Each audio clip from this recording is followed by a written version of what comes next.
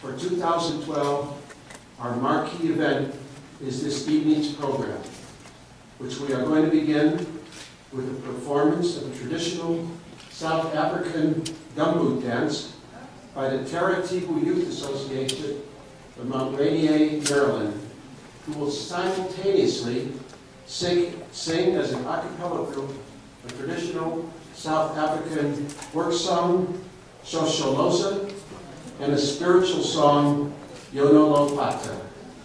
Ladies and gentlemen, the Taratibu Youth Association troupe.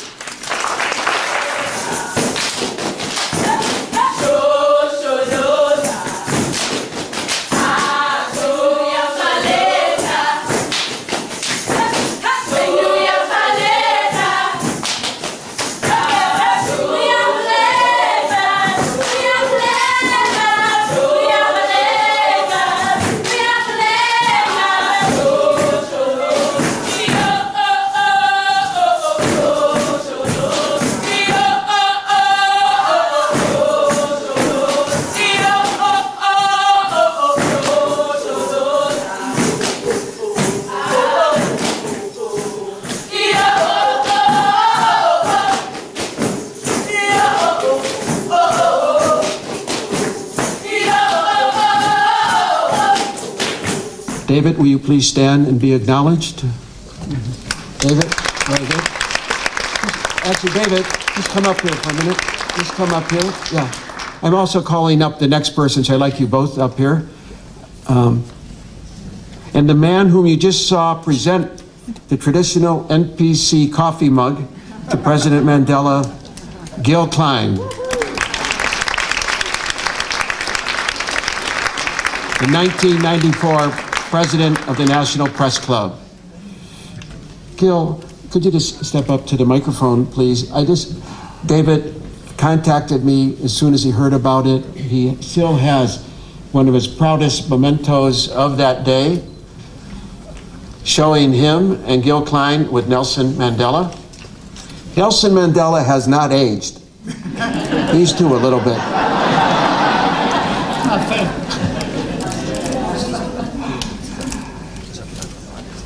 Gil, in 2 minutes, we're on a tight schedule. Can you recall for everyone here what that day was like? As NPC president, you would have hosted many guest speakers that year. What are your memories of President Mandela's appearance?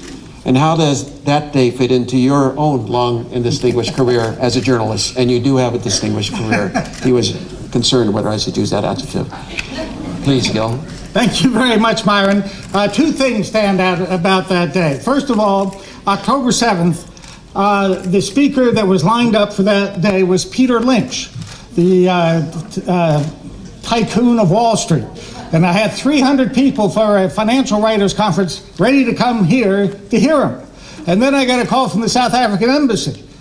Would you please have Nelson Mandela speak on October 7th at lunch? And I said, how about breakfast? No. How about dinner? No. Okay. This is the only day in the history of the National Press Club, thousands of speeches, that we had 2 in one day. I arranged the staff. I was going, you're going to do what? I moved Peter Lynch to the Hotel Washington, got Nelson Mandela in here, packed house, 425 people in the balconies, hanging off the balconies. And Peter Lynch got 300 or more people over there. So it was the biggest day for the National Press Club lunches, and I don't think it'll ever happen again. Anyway, the other thing I remember is that everybody wanted a piece of Nelson Mandela. This was the biggest thing of the year, biggest name of the 1990s. And it was bedlam in the next door in the main lounge for the reception. Everybody wanted to get in. My poor assistant had to kind of play linebacker trying to keep people out. Everybody had things they wanted to present to him. And what I remember most about Nelson Mandela was his inner peace, his perfect calmness. It was turmoil all around him. It didn't bother him. And that was when I realized that a man who could spend 30 years in prison and come out and not be seeking revenge. It was the inner peace of Nelson Mandela that made him a great man. And that's what I remember. And Myron's back to you. Ladies and gentlemen, it is now my honor to introduce our keynote speaker, His Excellency Ebrahim Rasool, the Ambassador of the Republic of South Africa to the United States. Born in 1962, that's my research, I hope it's correct. Born in 1962, the same year that Nelson Mandela was arrested and convicted of sabotage and other charges and sentenced to life imprisonment, Ebrahim Rasool has a long history of involvement in the anti-apartheid struggle, starting at high school and including leadership in the United Democratic Front and the African National Congress. He himself has spent time in prison and being under house arrest. Ebrahim Rasool has built up extensive experience in government, having led many departments, including health, welfare, finance, and economic development. As Premier of the Western Cape, he was instrumental in attracting foreign investment into the province. He has been ambassador to Washington since August 2010. We are pleased to welcome Ambassador Rasool as our keynote speaker this evening.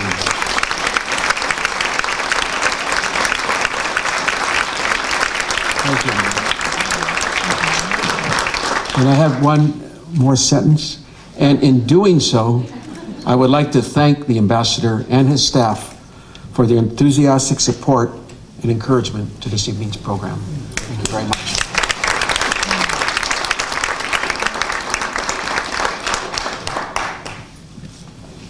Thank you very much, Myron Belkent, and thank you very much to the National Press Club for this extraordinary South African evening to celebrate the life, legacy, and values of Nelson Mandela. I think that it is a reunion of sorts in many ways.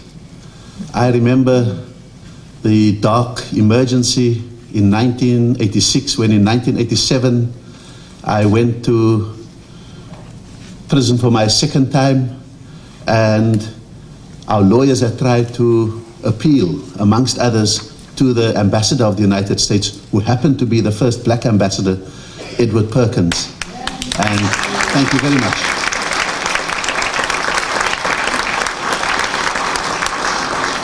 And courageous journalism by people like Philip van Niekerk in what became the Mail and Guardian.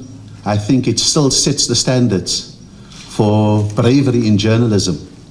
It sets the bar for what is mischief in journalism and what is really true, courageous reporting on what happens, because the costs were just so many to be on the other side of the line. And so I think it's wonderful that that you're here. And then Charlene Smith, who I think has in the last few months taken the US by storm with her writing, with her enthusiasm for South Africa, and really in this seminal year making South Africa resound across the USA. Myron, you're right, in 1962 I was born as Nelson Mandela started his term in prison. In 1976 I went to high school and got caught up in the uprisings of the students, and then learned for the first time the name Nelson Mandela. It was in 1987 when I met Nelson Mandela for the first time, when a warden told me that I was ill, which evidently I wasn't, but it was his way of getting me into the same hospital waiting room at Pollsmoor Prison. And inside it was only Nelson Mandela and myself. And we had 10 minutes together. I just, incidentally, he was very worried about the young political detainees who were with me, and said, you know, I get a movie every Friday night. I'll insist with the wardens that he sends it to all of you to watch it on the Saturday night with my projector. We thought we were going to watch Police Academy 1, 2, 3, 4, 5, 6, 7. And we ended up watching with Nelson Mandela 12 episodes of a series called The Peopling of America. The history of the Native Americans, the slave history, where the Irish came from and where they settled, when the Italians came, when the Dutch came, and how it became a united nation. I think that in 1990, I had the opportunity to travel with him through Africa as he went through 13 countries, and I happened to ask him, what was the thing about watching that? And he was very aware of the fact that we were needing to unite our people, and we needed to learn from countries like the United States about how that was done. It was in 1994 that I understood that he had a unique contribution not only to South Africa, but to the world. And it was a unique contribution that was based on both that inner calm, but a radiating philosophy, a philosophy that we call Ubuntu, that in the words of Nelson Mandela says, I am because you are. That establishes not the independence of people, but the interdependence of people. Not the disconnectedness of people, but the interconnectedness of people. That we are people through other people. We do have responsibilities to each other and rights over each other, even while we are unique human beings ourselves. And so that really was one of the striking ways in which Nelson Mandela shaped South Africa's history and made an impact on the world. Just to continue with the dates, it was in 2006 when I was Premier or Governor of the Western Cape, and I had a visitor, an unknown senator from Illinois, who came visiting South Africa. Not many doors, political doors opened for him. I was one of 2 politicians who made time for him, spent 2.5 hours with him, and gave him one of the original lithographs of Nelson Mandela's first speech as a gift. When I presented my credentials to then President Obama, I reminded him of this picture, and he sent one of his guards out to ask me about the description of it, because he was sure they had not brought it to the White House yet. I hope they have since, and especially now that he knows he's got the White House for another 4 years, he can decorate it.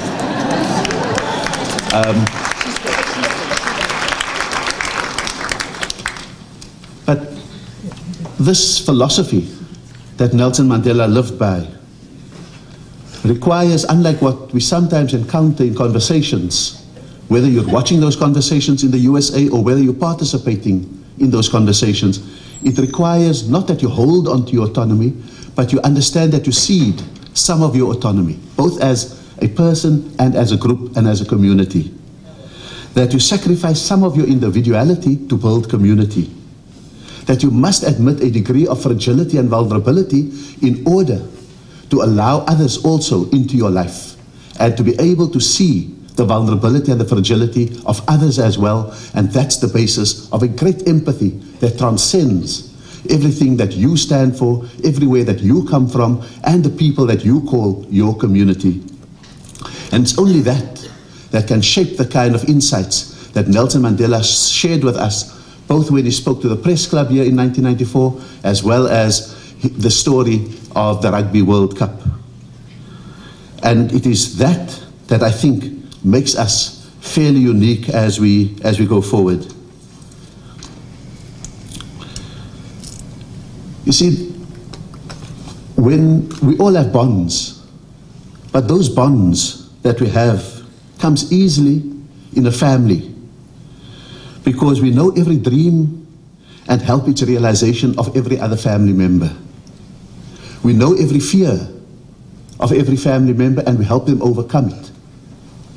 It's very easy to have bonds within a community of people who look like you, think like you, talk like you, eat like you, pray like you, and do the things that you generally do. Because you share a heritage, you all know where you come from, and you share values which you express in your rituals, your culture, and your cuisine, and everything else. And so those bonds are the easy ones. But what do you do when you encounter the stranger? What do you do when you encounter the other? What do you do when, like Nelson Mandela, you encounter the enemy?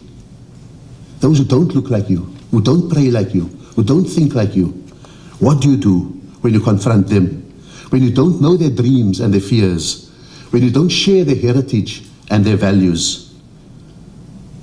It's then to see behind them, within them, and beyond them. And that was the great contribution of Nelson Mandela, because Ubuntu is not just the way in which you are perceived. It is the way you also see others. It is the way you relate to others. Because then you have not sight, but insight. That's when you see that behind the aggression of those who have oppressed you may actually lie a deep fear of the unknown. Behind their arrogance may be a great vulnerability. Behind their military might is a great uncertainty. Behind their over-assertive religiosity is a deep spiritual vacuum. And he did not make a mistake of speaking to the aggression, to speaking to the arrogance, of speaking to the religiosity, of speaking to their might. If he did speak to all of those things that presented themselves on the surface, he would be, in his own words, a hostage to them. Because there's no way you can speak the language of arrogance, hostility, and all of those kind of things. Instead, he understood the need to address their fears, their vulnerability, their uncertainties, and their vacuum that they carry with them. And in his own words, he says, I wanted South Africa to see that I loved even my enemies while I hated the system that turned us against each other. And that is the deep spiritual wisdom. How do you make a distinction between a people who do certain things and the system that they represent? And that's his unique contribution. And this was at the heart of that profound transition in South Africa. Now, sometimes when people don't understand how you can do something so counter-instinctive, so counterintuitive, unexpected, surprising, we call it a miracle, as so many people do. And Nelson Mandela would be the last to say that what he lived through and what he led was a miracle. Because the moment we admit that it was a miracle, we cede it to the realm of the divine, and we take it out of the realm of the human. Because what we are here to assert in celebrating the life, legacy, and values of Nelson Mandela is that it is human. It may have been divinely inspired, but it was human action and human agency. Most importantly, that it can be done. That's not something for someone else to do. That's not something for a great soul. That's why we don't sanctify Nelson Mandela. We don't admit him to the realm of the saints, because we want him to be emulated. And that's what the celebration of his life, legacy, and values are about. It's to be able to see the chasm in the US conversation and to say, you can overcome it. That we bring to you Nelson Mandela, who had more cause to be angry, but forgave. There are some people who have less cause to be angry, but hold it against their brothers, hold it against their children, hold it against their neighbors, hold it against their colleagues at work, hold it against people in other parties. They have less cause to be angry, and yet they grab it so easily. And we want to show, here's someone who had greater cause, the greatest cause, and transcended it. Here was someone who, if anyone was a victim of a system, it was Nelson Mandela. And yet he eschewed. He turned his back on victimhood because he knows that victims can't lead, because they are led by their emotions. The moment a community internalizes that victimhood, they have given up agency.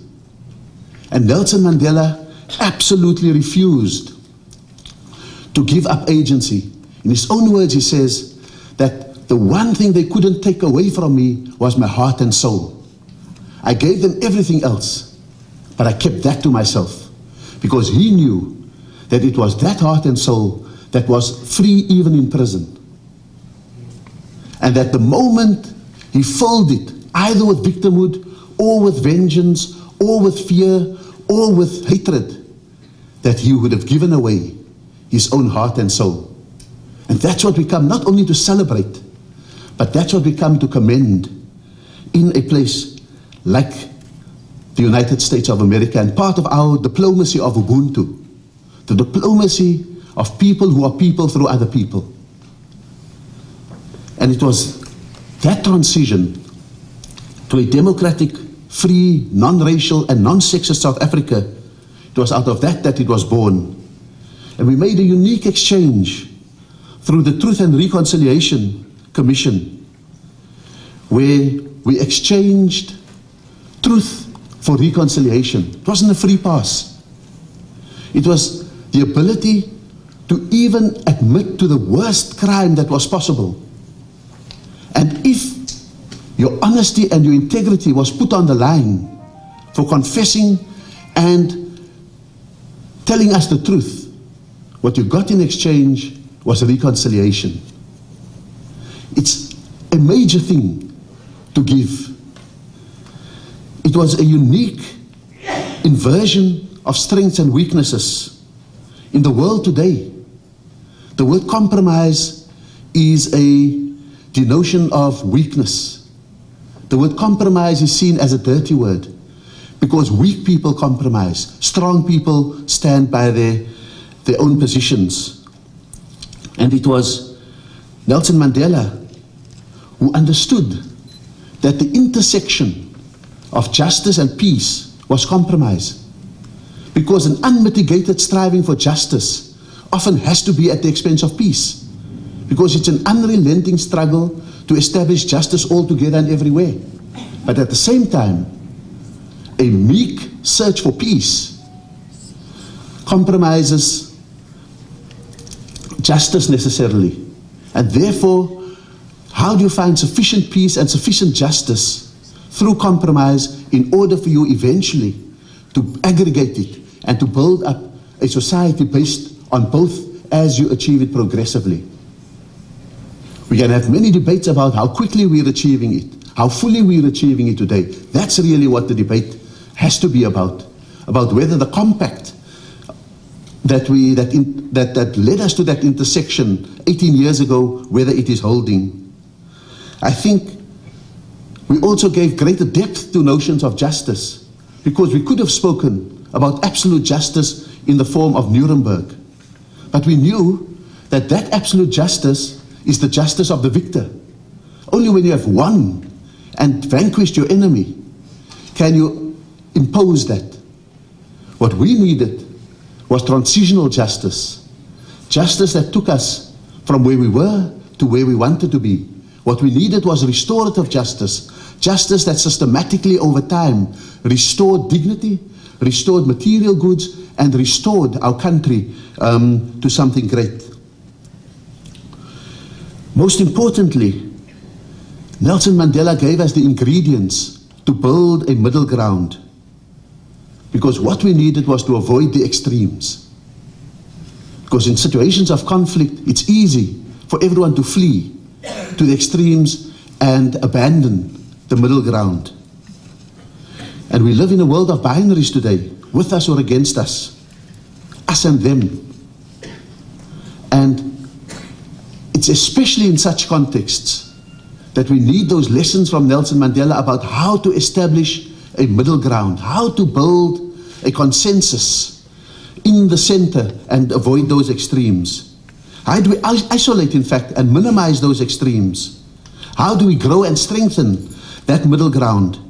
That middle ground today in the world is endangered and it's rare. And it is that middle ground that sees the extremes being ascendant, the ideological binaries that are growing by the day, the religious fundamentalisms that are asserting themselves every day, the intolerant politics that we get caught up in every day. And they all speak to a very deep uncertainty that human beings live with in a world that isn't the same as it was, that is being reshaped by globalism, that has been, in a sense, given a surfeit of information, a surfeit of knowledge, technology, and all of those kind of things, where our faith communities, for example, are not always able to make sense of their role in the world today, because one of the first victims of greater knowledge is sometimes faith. That one of the great victims of pervasive technology that brings you ICTs on every device that you have is culture. And all the certainties that we held yesterday are held up for scrutiny today. And so, as Professor J.K. Galbraith, that Canadian-born American economist, once said, the more uncertain people are, the more dogmatic they become. The more uncertain people are, the more dogmatic they become. And that's the world we live in.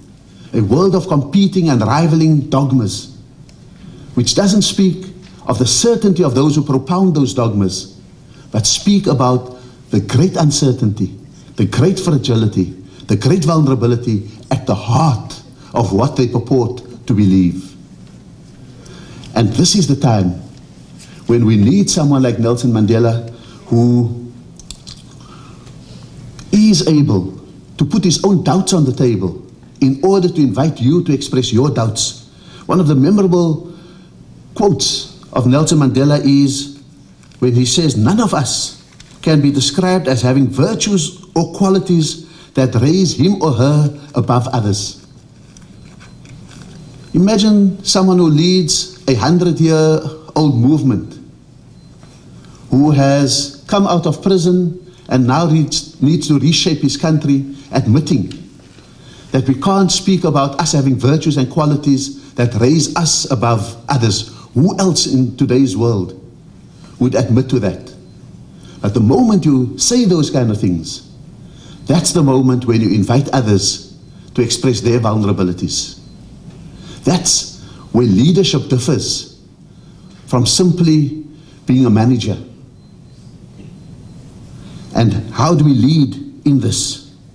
And so the challenge today is that Nelson Mandela taught us in South Africa that I think the world needs is how do we re-establish balance in the world? How do we have sufficient certainty to know who we are and to be anchored in certain core values, but at the same time have sufficient doubt to prevent arrogance, intolerance, and blind faith? How do we balance that? How do we have all the joys of our own communities, enjoying our identity, enjoying the anchors in our life, enjoying the feeling of being at home amongst those who are like us, but to know at the same time that we are not complete when we enter into relationships with people who are diverse, who are different, who are other than us. They complete us, because what we have in our community can never be complete. How do we become passionate about our causes, our issues, and our campaigns, but at the same time always search for the underlying values and principles between what we hold dear and what others hold dear, even if it is in other campaigns, other issues, and other causes? It is in such things that Nelson Mandela could transcend his own party, his own community, his own tribe, and therefore embrace his enemy. It is in such things that we understand that a declaration of non-racialism meant actually sharing government with whites, with the National Party, and with those who imprisoned him. Because Nelson Mandela understood something that is not always understood in the world today. That when you proclaim moral ends, you must have moral means. You can't fight for non-racialism and mobilize racially. You can't fight for justice but oppress women. And so we can show that there are many struggles who are defied, not by their ideals, but by their contradictory methodologies towards those ideals. And that is why someone like Nelson Mandela has always understood how to find a balance, that he was the founding commander of the ANC's guerrilla army, but never wallowed in violence and was never a warmonger. At the same time, he initiated negotiations with the National Party, but no one would accuse him of being a pacifist. It is being elusive about those things that create leadership. And so I think that building a middle ground requires leadership, while being on the extremes requires demagoguery. And we've got to be able to distinguish between the two. And we've got to reappropriate language in today's world. Because for me, and in the Kantian approach to life, courage is not the opposite of cowardice. The opposite of cowardice is recklessness. Courage is the middle. It's to have enough caution, but enough resolve at the same time. That's what courage is. In much the same way, the opposite of war is not peace. The opposite of war is passivity. Peace is the perfect middle between the two, because peace is, like Nelson Mandela, the ability to fight for the things you believe in, but to be ready to withdraw and to speak and to dialogue when the conditions are there for it. And the question for us is, how do we become advocates of those? And so when the South African Embassy, with partners like the National Press Club, come together to celebrate the life, legacy and values of Nelson Mandela, we see this as the important plank of the diplomacy of Ubuntu that South Africa must be able to stand for in a very troubled world. That it cannot simply be to do the usual. It has to be to do the unusual. The memorable line from Invictus is when Nelson Mandela tells his comrades, "Let us surprise them with our generosity." We have forgotten the art of surprising with our generosity. And that, I believe, is Nelson Mandela's greatest gift to the world, so that generosity is not a weakness, but becomes the ultimate strength that people are capable of having. Thank you very much. Ambassador Edward Perkins, my immediate left, has had a very distinguished career in the United States State Department, starting in 1972, rising through the Foreign Service ranks to become Director of the State Department's Office of West African Affairs from 1983 to 1985, then Ambassador to Liberia in 1985, and the following year, he became the first ever black ambassador named by the United States to South Africa, where he served for 3 years until 1989. It was, as you can imagine, a momentous period leading up to the end of apartheid and the freeing of Nelson Mandela in 1990. And as challenging as that assignment was, Ambassador Perkins went on to serve as U.S. Ambassador to the United Nations from 1992 to 3, and then Ambassador to Australia from 1993 to 1996, when he retired with the rank of Career Minister in the U.S. Foreign Service. Ambassador Perkins is the William J. Crowe. He was ambassador to the United Kingdom when I was there, and he was a great Oklahoman, right. just like you. Ambassador Perkins is the William J. Crowe Professor Emeritus and former Senior Vice Provost who helped build the new School of International Studies at Oklahoma University. I know the Press Club has a tradition of many outstanding members from Oklahoma. He has a book entitled Mr. Ambassador, Warrior for Peace, which covers the period of his appointment in South Africa. We are truly honored to have Ambassador Edward Perkins open this panel discussion with his insight into that difficult and sensitive period in South Africa from 1986 to 1989, and what role the United States played in the move toward the end of apartheid and the freeing of Nelson Mandela. Thank you very much. Thank you, Mr. Ambassador. A wonderful address. As I found many South Africans do that very well. And you're carrying on the tradition.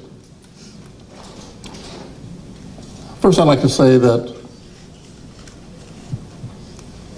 at Ellis Stadium, I met with the first secret group of South Africans, whites, coloreds, and blacks, who were secretly plotting to get rid of apartheid inside South Africa. But the government had a secret police force. They found out about it. And the following Sunday, I got a call from the foreign minister. He said, Mr. Ambassador, did you have a meeting at the stadium such and such a day? I said, yes, I did. Who did you meet with? I was just there. It's one of your national places. I go and make my acquaintance known. He said, well, did you talk about politics? I said, I don't think I have to tell you what I talked about. He said, well, would you give a statement to the press saying that you didn't talk about anything about getting rid of apartheid? I said, Foreign Minister, you know I can't say that. So you know why I'm here. He said, well, Mr. Ambassador, you have to be careful what you do in South Africa. South Africa left me a changed person. I will never be the same as a result of that assignment. I think it would be important for me to say when I first got there, I asked to see Nelson Mandela in jail. His keeper was the Minister of Justice, Justice Minister Kobe Kutsia at that time.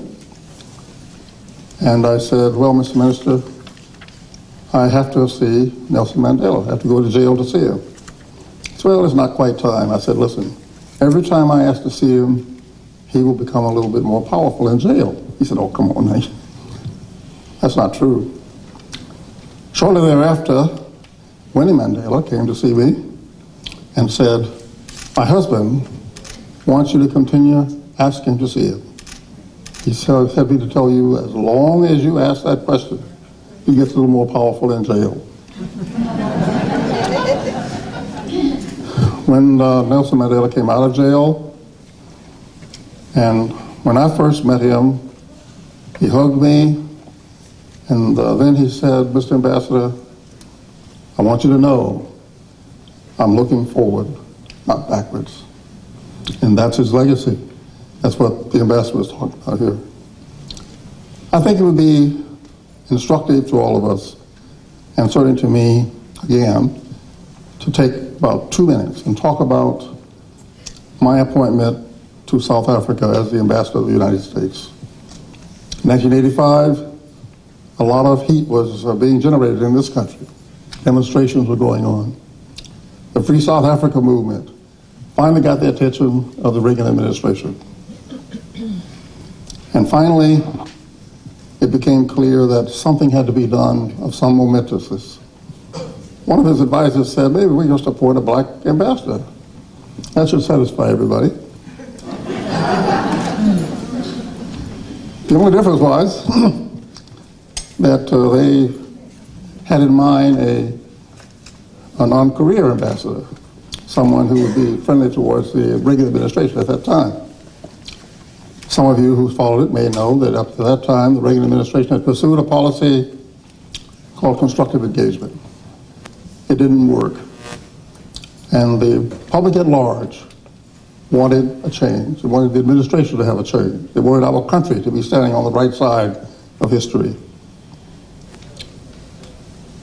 George Shultz, who was Secretary of State, told me later, he went to the president and said, it is time to send a black ambassador, but we've got to find someone that we can send and give him the authority of a proconsul, someone who can make decisions at the embassy in Pretoria or in Cape Town and not ask us what to do. Let me find someone who can meet that qualification. And I had not heard about this. And one night I went to bed where I was in Liberia.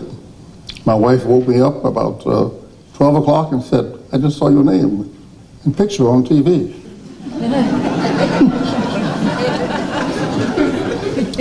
I said, well, what was it about? She said, it's about being ambassador to South Africa. I said, I've never been to South Africa. I don't know anything about it. And nobody in his right mind is going to ask me to go to South Africa. The next morning, I went to work, and the Assistant Secretary for South African Affairs said, Crocker called me and said, I guess you've seen the speculation about you going to South Africa. I said, I have. He said, pay no attention to it. It's not going to happen. I said, thank you very much. And I went back to work. The next morning, I got a call from the Secretary of State, George Shultz. He said the same thing. I guess you've seen the speculation about you going to South Africa. I said, yes, I have. He said, well, it's true.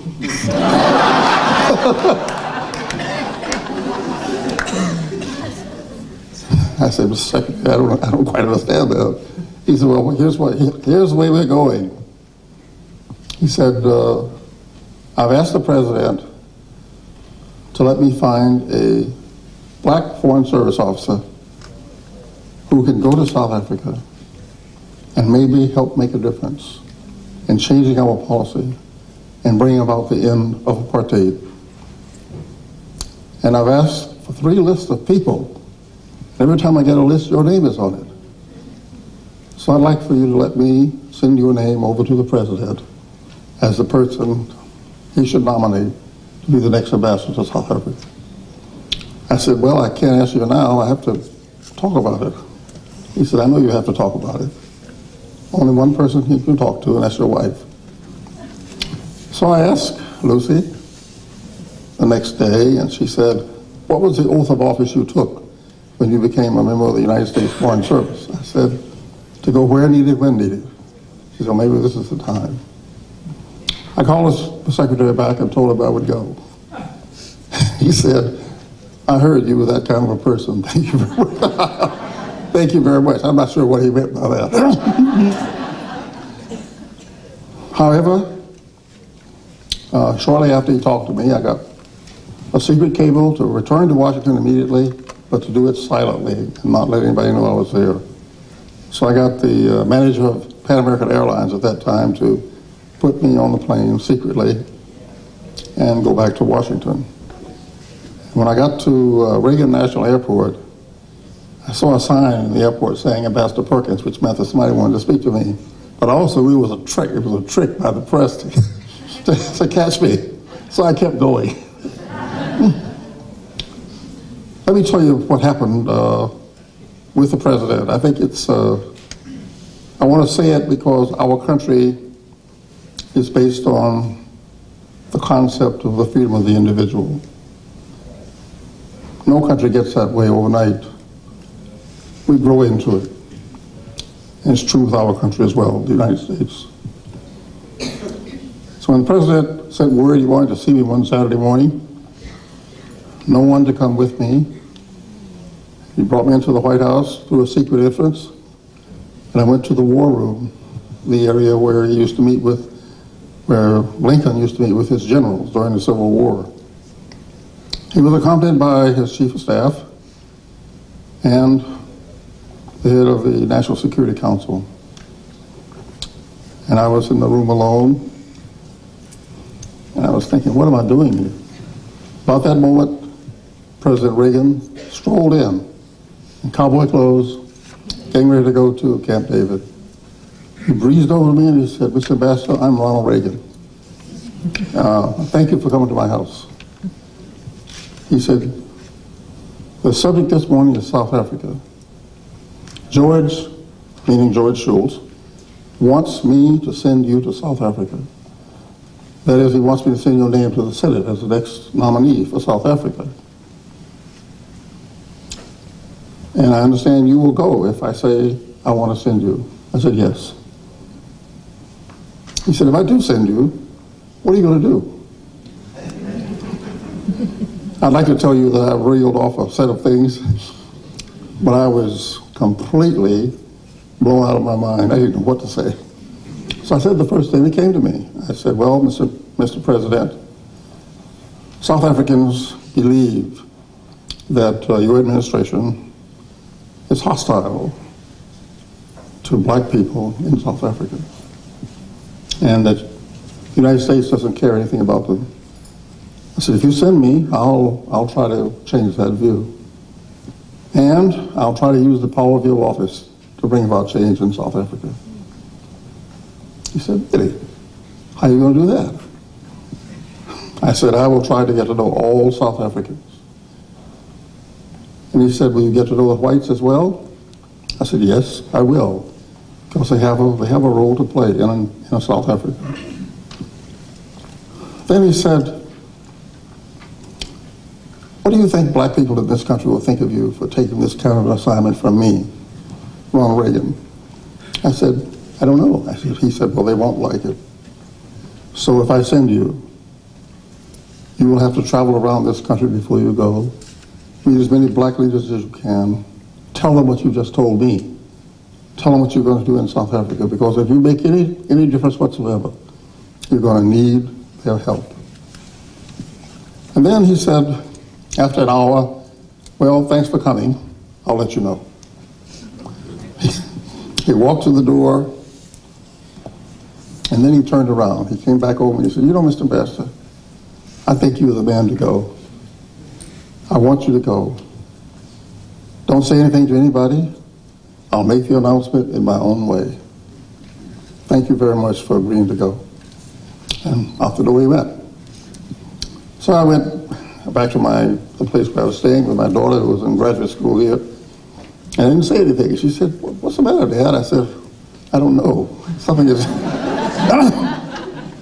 something that just happened to me. I didn't think ever would ever happen. And I told her about the meeting with President Reagan. And she said, well,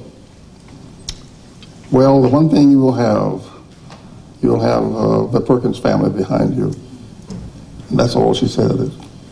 And so I sat and had a drink and tried to go to sleep, and I couldn't. I thought about it all the way.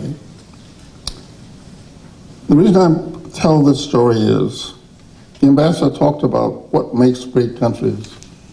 And he put a burden on this country, the United States of America, as being a model.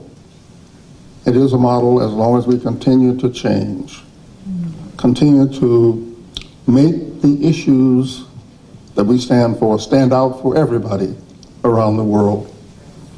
And I think this time, when the president sent me to South Africa with proconsul powers to make policy in South Africa and not refer it to the United States, that was a time when he said, America is going to stand up tall and make a difference.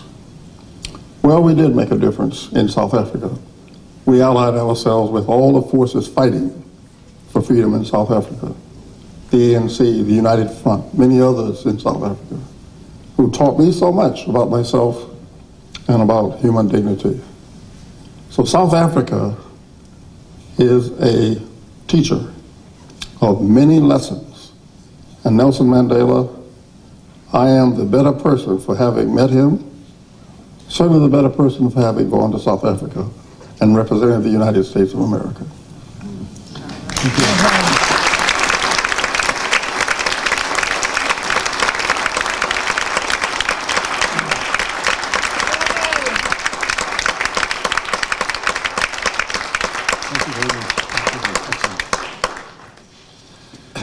Charlene Smith is an award-winning South African-born journalist who has written 2 authorized biographies of Nelson Mandela. Mandela, A Celebration of a Great Life, and Mandela and America, both of which will be available for purchase and which the author will be pleased to sign at the reception afterwards if any of you wish to obtain copies. And I know some of you have asked me about that when you came in and saw the books. Ms. Smith specializes in politics, economics, gender, and HIV and AIDS issues. The author of 14 books, including her 2 authorized biographies of Nelson Mandela. She has also made 4 television documentaries of Nelson Mandela, including an award-winning documentary for Canadian broadcasting. She's also worked for CBS 60 Minutes, ABC Nightline, and others. We are so pleased that you traveled from your home in Boston to be with us tonight. Ms. Smith will carry on the theme of Ambassador Perkins' remarks and speak on Mandela and America. how a peaceful settlement may not have been achieved, in her words, without the U.S. passing sanctions legislation in 1986, and the importance of the ongoing relationship between the United States and South Africa. Thank you, Myron.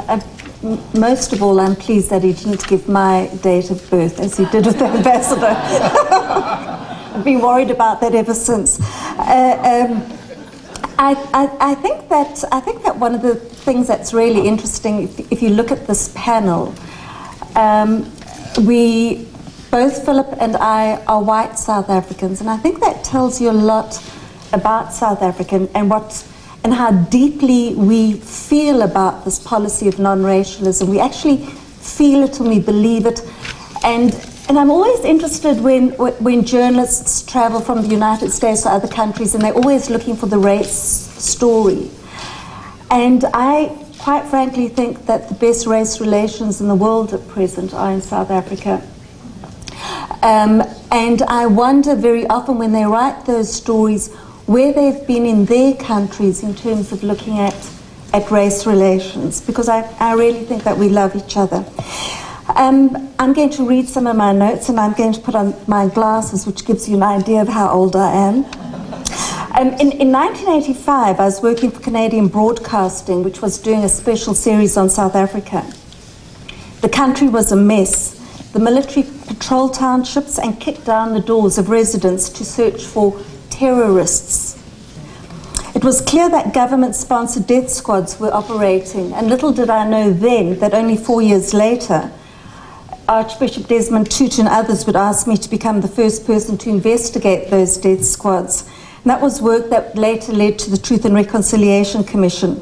It was harrowing work at that stage. But in 1985, reconciliation was on no one's mind. No one except for one person who sat in a prison cell and approached the government to start discussing a negotiated settlement. It was through him, through Nelson Mandela, that we learned that those who shout loudest are often the weakest. It is the quiet listener who will first find a way. And weapons rarely win wars. It is personal courage. And I was interested when the ambassador referred to courage, because courage comes from the French word for heart, which means courage comes from the heart. And I think that history also comes from the heart. It comes from the heart of those who later become great. It is personal courage that allows the sacrifice and compromise that creates the greatest victories. It is those who suffer who most often become the peacemakers. We must remember too that not even the greatest are without flaw. Mandela says, "Judge me not on how high I have risen, but on how often I have fallen and risen again." He believes that failure is essential, because if we never fail, how will we see the obstacles that stand before us? We're simply not going to see them. When everything comes too easily, we won't anticipate the obstacles that will one day block our way. And so in 1985, as angry mobs placed burning tires around the necks of those they believed to be informers, and as we journalists spent every weekend attending the funerals of activists, President Ronald Reagan was still prepared to give South Africa yet another chance in his desire to protect the precious metals of South Africa. In that year, the media descended on South Africa to hear Prime Minister P.W. Botha cross the Rubicon, or so we thought, in a much-touted speech. I'll never forget reading that speech an hour before he delivered it, and panic-stricken, because I was on deadline for CBC, rereading it again, because he'd just shown 2 fingers to the world, and then ensured that in that year, more than 48,000 people landed up in apartheid jails, almost half of them children, some as young as 6 years old. One of the things that they would do in those days, particularly 1986, which was a really dreadful year, was to punish activist communities. What they would do is, if the parents were activists, if there was There was a community called Kagiso near Johannesburg that was very active as an example. I can see you remembered, Ambassador. And what they did to punish the parents is they went in and they detained children. Some as young as 6 years old. And I wonder if you would resist injustice if it meant it placed your partner and your children at risk. Most of us would say that we wouldn't. And yet in South Africa, many did, including Nelson Mandela. And that has been his biggest burden, because when he went to jail in 1963, he never knew how brutal apartheid would become. Years later, while he sat in relative comfort in his small book-lined cell, police were harassing his wife. On one occasion, they arrested Winnie and forced her to spend the next 18 months in solitary confinement naked. She wasn't even allowed sanitary towels. And so when she had her monthly period, she wasn't allowed to wash the blood off for days, and so menstrual blood caked on her legs. Mandela was never tortured, but his family was. This became his biggest regret, the suffering of his family. And so every flaw he has today relates to his slowness to remonstrate with family members who dishonor the name Mandela. But in 1985, knowing the suffering of his family and thousands of others, he secretly approached the apartheid government seeking not his own release, but freedom for the nation. I was a reporter in the townships, and those were the worst years. I lost count of the bodies I saw, of the number of times I was arrested. That's one of the things that South Africans share. We all have a close acquaintanceship with jail cells. Those of us of a certain generation, of the friends, and I can't remember how many friends have been tortured and killed. I can't describe our despair, but somehow the American people felt our pain. Thank God people then didn't believe change would come with an internet petition. The first call for sanctions was the 1961 joint call by the Reverend Martin Luther King and Chief Albert Luthuli, Mandela's leader in the ANC. It had limited success with the sports and weapons boycott a few years later. In 1976, Congress turned a deaf ear when Representative Ron Dellums called for sanctions after police opened fire on school children in Soweto. But in 1986, the American people heard. Representative William Gray of Pennsylvania authored CAAA, the Comprehensive Anti-Apartheid Act, and Senator Edward Kennedy and Senator Tom Harkin piloted it, defeating a presidential veto from Ronald Reagan. Many said that sanctions wouldn't work. And please remember that today when we're discussing other sanctions in other countries. Mostly those who put the interests of capital above those of people. In studies of Latin America during the dark years of the generals in the 1980s, one theme was consistent. No coup is ever successful unless big business or a foreign power supports it. In South Africa, we learned another lesson. When comprehensive sanctions are applied, big business goes banging on the doors of government and suddenly says, change the system. No one will buy our stocks. We can't sell exports. We can't import innovation. Democratize the political system. Do sanctions work? You bet your life they do. Within 5 years, Nelson Mandela walked free, and behind him were 40 million South Africans. Yes, repression intensified before debated. The week before democratic elections in 1994, I walked through a square where a bomb had detonated next to a taxi rank. There was an arm stuck to a wall, a head on a ledge. I stepped on bits of flesh about that big. There was nowhere to walk without stepping on the remains of someone's father, mother, friend, or lover. This was the price of freedom. But no foreign tanks rolled over our borders. No drones bombed our cities. This freedom, won in blood, was our freedom. We chose our leaders. They were not pre-selected by others. So every triumph was ours, and every failure we own too. Nelson Mandela held the nation together in those early years through 70% love and 30% hard talk. He loved us so hard, this nation of people that had carried such shame, that we began loving ourselves. And I think it's difficult to understand how much shame we carried. And so we began taking pride in ourselves. He loved us so much that when he spoke hard, we listened, we reformed. We so badly needed to be loved, to be better than our venal past had suggested we could be, that we reached out our hands to each other.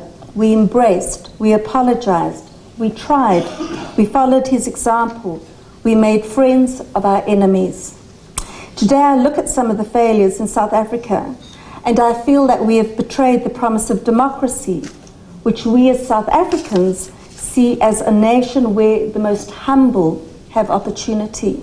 We're less worried about the middle class than we are about the poor. When Nelson Mandela walked into a room, he would nod to the powerful, but first greet the most humble. The waiters pretending they were invisible in the back of the room, the cleaners peering through doorways. To Nelson Mandela, no one is invisible. Everyone is worthy.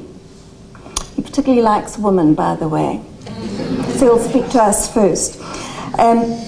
His legacy is twofold. First, if you make your enemy your friend, they will lead you to power greater than that which you can now imagine. Enemies limit your power, but when you have the courage and lack of self-defeating ego to reach out to them, some among them will support you. Secondly, those who make you powerful are the invisible people, those who are ignored when black limousines sweep by. A leader who stops to speak with the humble, with a real desire to hear and learn, is a leader who aspires to greatness, because it is the 7 billion meek of the world who hold the key to the kingdom, not the 1%. And what of South Africa today? I end a biography of Mandela with these words, reflecting on one of his last public speeches. He criticized growing poverty and joblessness. 1 million jobs had been lost. Unemployment was officially around 26%.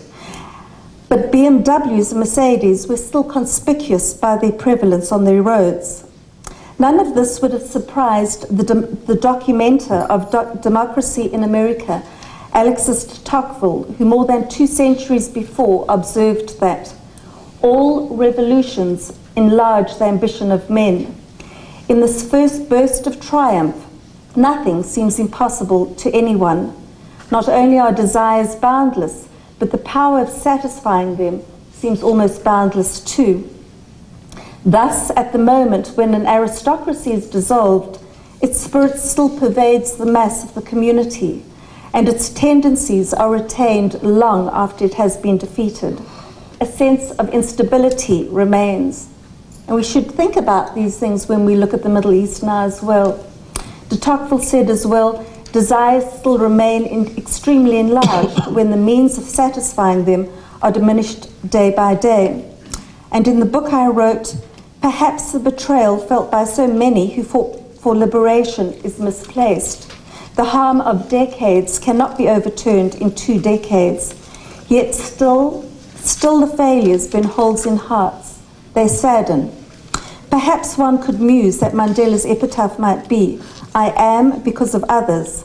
I learned all that I know from the greatest minds and the humblest of souls. My dignity was denigrated, and through that I learned to walk tall with pride, because personal dignity is contained within the spirit. I listened to my enemies with my heart and not my ego, and from that learned how to manage their fears and build within them the confidence that overturned hatred and brought my people to freedom. I learned that true freedom is eternal duty in the protection and building of liberty.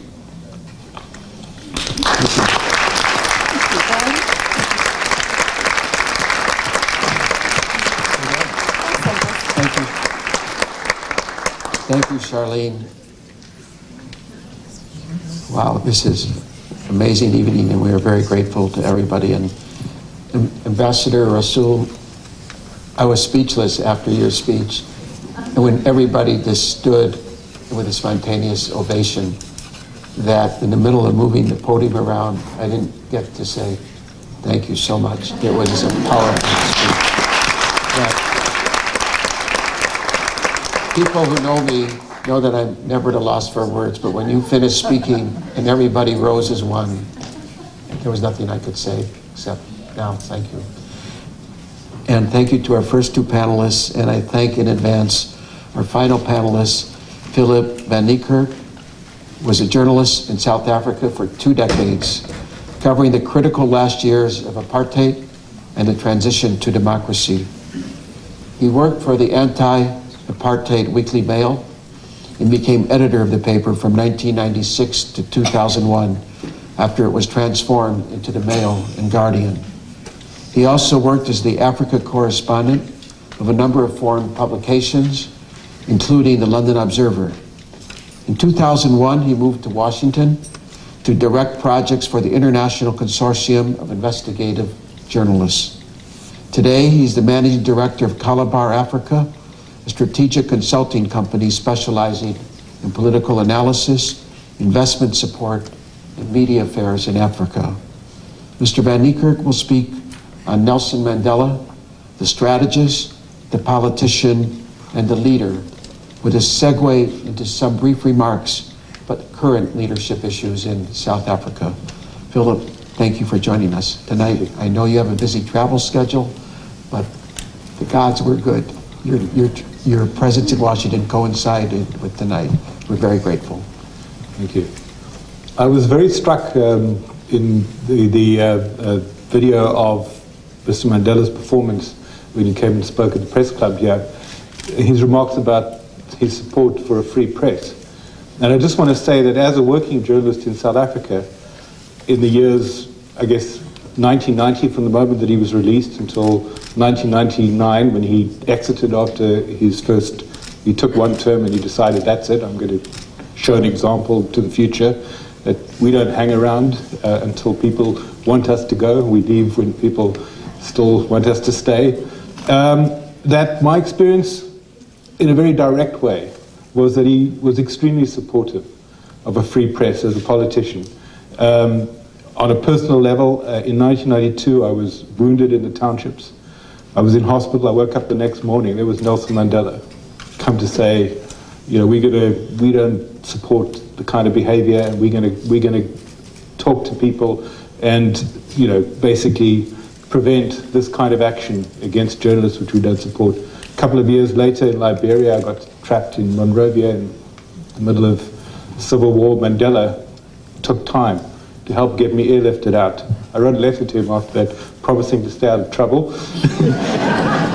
But I'll tell you, when I was editor of the Mail and Guardian during the first term, during Mandela's first term, and we wrote a lot of stuff that the ANC didn't particularly like, as the ambassador might recall. And we were publicly, I remember one Friday morning, there were some, you know, press statements that were fairly critical about the story that had appeared that morning, and telephone rang, and there was Mandela to say, we support what you're doing.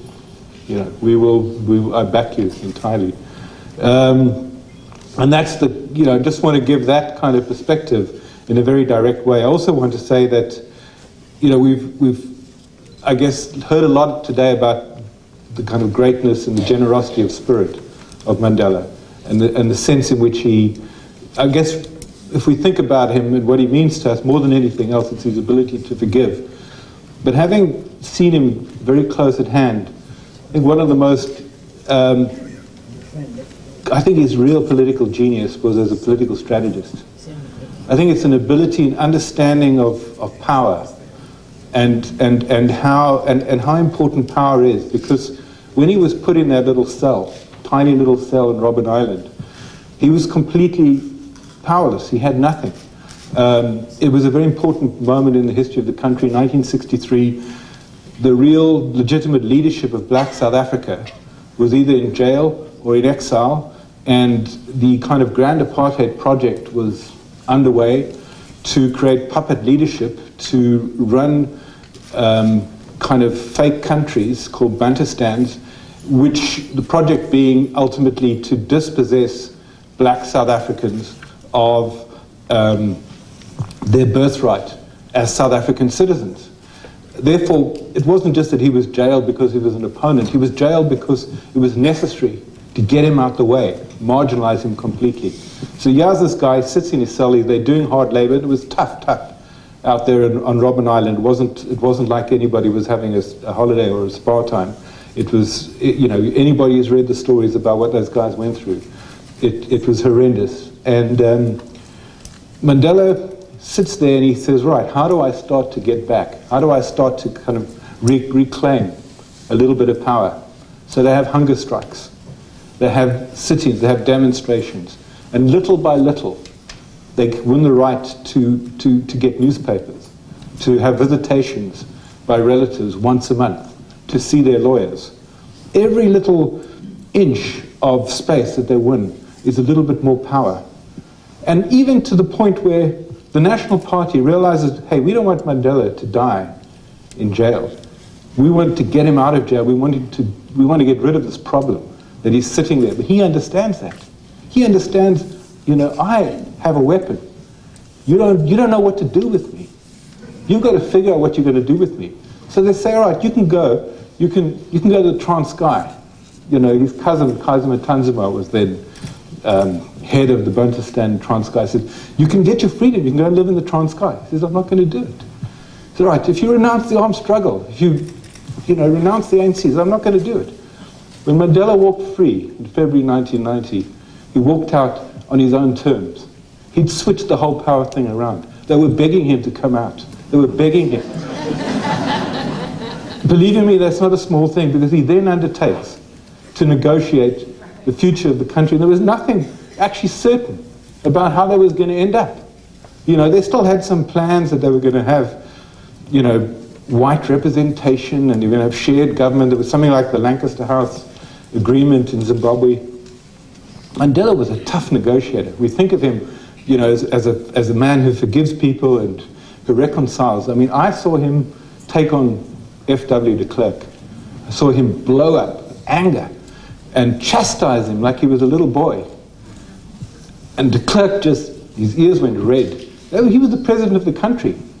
And Mandela had turned the table so completely that even before he actually became president, he was the man that people looked to provide the guidance and to provide the political leadership in the country. When Chris Hani was assassinated in 1993, I think it was the moment that South Africa came the closest to a revolution.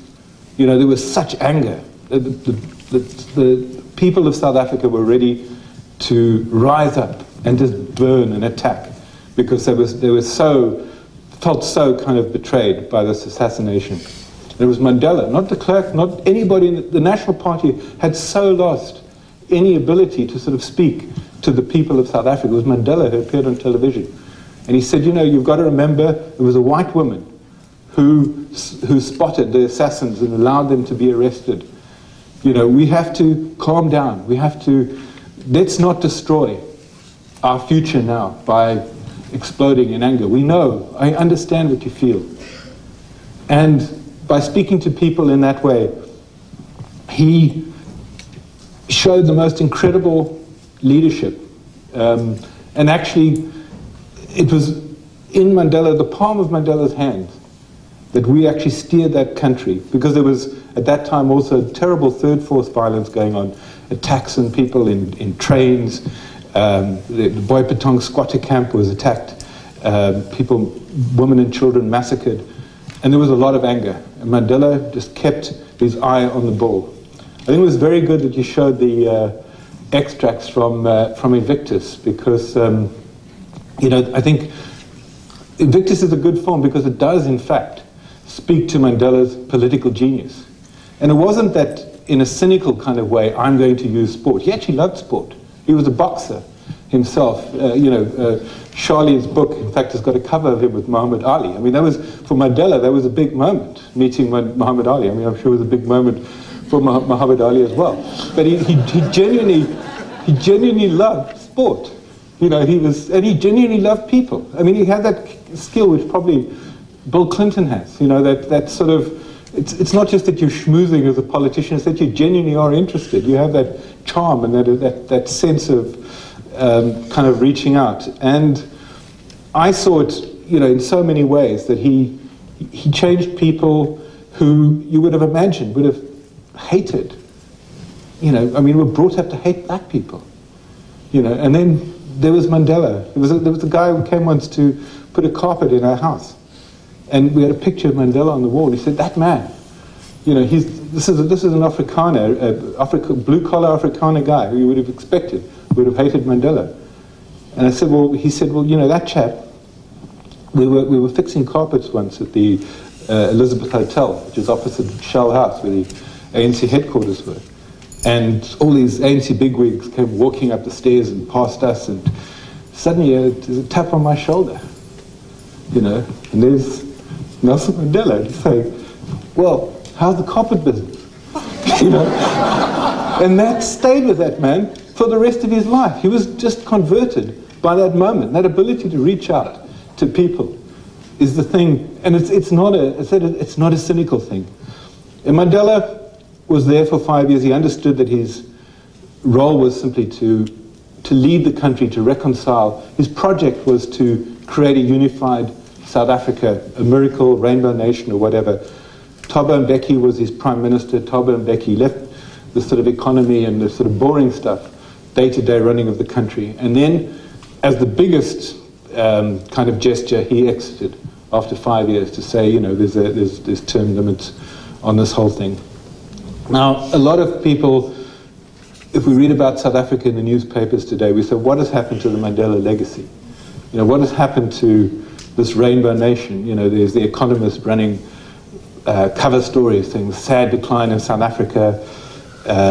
There's the Marikana slaughter people are seeing on television, black people strikers being gunned down by the police. Is this no different to what happened before 1994? And a lot of people are asking questions about, well, where's South Africa going? This great leadership kind of example was set at the very beginning, but where are we now? I just want to make just a few very brief comments about that. I think, first of all, it was always going to be hard to fill Mandela's shoes. And I think as much as Thabo Mbeki, I think, was very good for the economy, I think that South Africa was entered a much more divisive phase in that period. Even the ANC to this day is sort of riven by factions, which I think are the legacy in many ways of the Mbeki era. Also, I think that there was a failure to a certain extent to understand that leadership isn't only about what you do now, and there was a lot of great leaders in the ANC in 1994. It's how we prepare for the future. And if anything, I think South Africa, after 1994, failed to grasp the nettle of education and changing the education system and political leadership. The ANC was very good at political leadership before 1994. I think afterwards, if you look at it now, you still look at those who are contending. There's an ANC conference next month. You still look at those who are contending. They're all pre-94 people. Where's the next generation of leaders? Where's the next generation of Mandelas or Ramaphosa's? And I don't see enough of them coming on. But I think, finally, it's a crisis of expectations. And maybe, I won't say it's Mandela's fault, maybe it's because we as South Africans performed what was really, there's no other way to describe it, but as miraculous. There's the Palestinians and the Israelis still duking it out. Go to any other, the FARC and the Basques are still haven't settled. South Africa, actually, is an extremely normal society. South Africa might have issues, it might have problems, it might have challenges, but there's a feeling that, because it's South Africa, it's always got to work perfectly. Because it's the country of Mandela, it's always got to be better than everywhere else. But in fact, South Africa also has problems. South Africa also has issues. And I think it's almost a sort of a tribute to Mandela, that at the end of the day, if you take away, some of the more recent kind of events, if you take away the sort of the sheen of, underneath it all, South Africa is actually, it's a great country. It's a country that has mended itself, by and large. And the fact that we can even debate it in these terms, even talk about it in these terms, I think that's the greatest legacy of Mandela. It's never going to be, I mean, the United States of America has been going for 200 years. You're never going to resolve all of your problems at one go. I think it's just a matter of saying, well, South Africa, let's have some more perspective. Let's understand that we actually can fail and maybe sometimes get it right and pick ourselves up.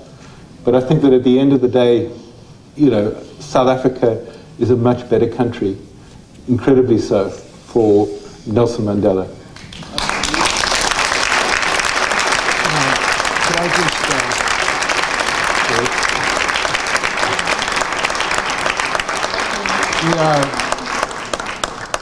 when a journalist writes a story, you're taught, make certain every sentence, every word is meaningful. Tonight, we have had, in addition to the videos, 4 speakers. Every word they said is so meaningful. I'm so grateful to all of them for being here tonight.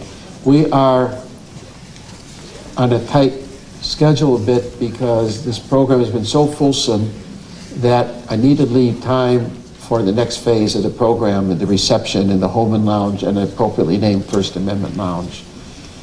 We have 2 things scheduled. We have a Q&A session scheduled. Unless somebody has a burning question, I'd like to suggest, and I'm committing the panelists to this, that those of you that have questions you'd like to ask individually, would you agree if they approach you during the reception? Is that okay? Okay, thank you. So as we move on, I'm just overwhelmed, and I can't say thank you enough to everybody, but we wanted to let you know about another aspect of South African life. And to conclude our celebration of the life, legacy, and values of Nelson Mandela, we invite you to sample some of his favorite food. Using recipes from Mandela's personal cook, the Press Club's executive chef, Susan Delbert, and her team in the kitchens of the Fourth Estate restaurant have rustled up a range of classic South African dishes that reflect the rich multi-heritage of the nation. Lamb sasatis, peri-peri chicken livers, pickled fish, and butternut squash soup. I'll never go wrong. And to go with these dishes, we have 2 other iconic South African delicacies. I want to get it right. Boerewors, which translates literally as farmer's sausage, and biltong, without which no South African braai or barbecue would be complete.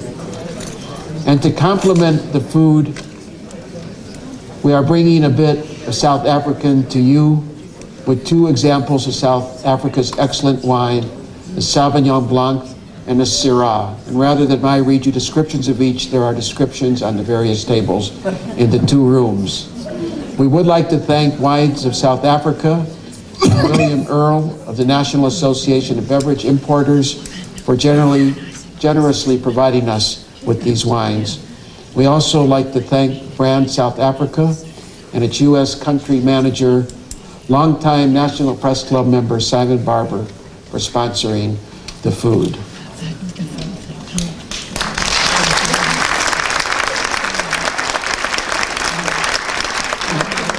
We will exit through these doors to the reception, but as we conclude the formal part of the program, I want to call on my colleague on the International Correspondence Committee, Jan de Plain, who has been working hard on putting together this program since she first messaged me during the summer, suggesting a South African night honoring the legacy of Nelson Mandela. As many of you know, whenever Jan de Plain comes up with one of her brilliant ideas, I simply say, yes, let's do it. And so before Jan takes the floor with her own remarks, I would like everyone to acknowledge all of her hard work as you just have done in putting together this evening's program.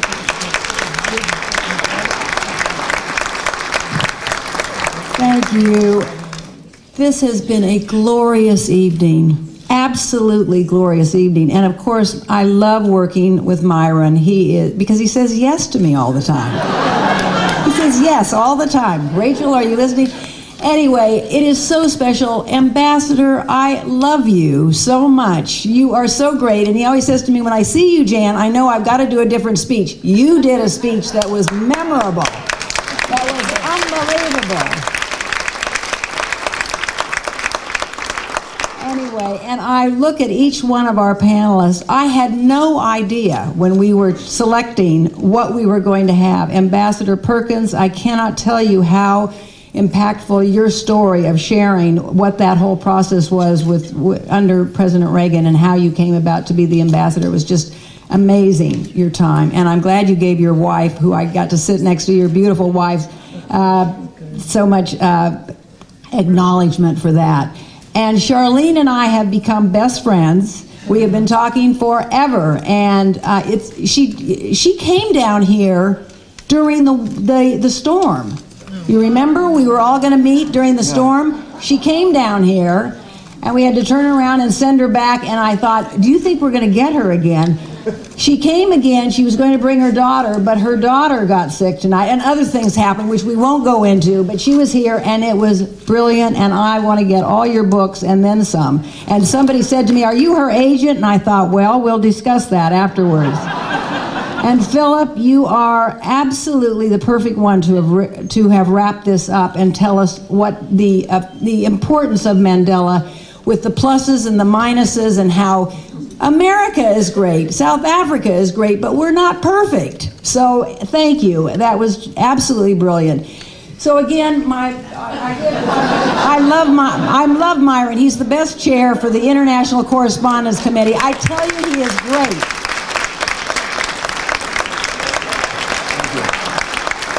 Anyway, and I just want to say too, we're going into the other room, and these delicious food that we're going to have, and South African wines. I mean, could we have given you a better evening, really?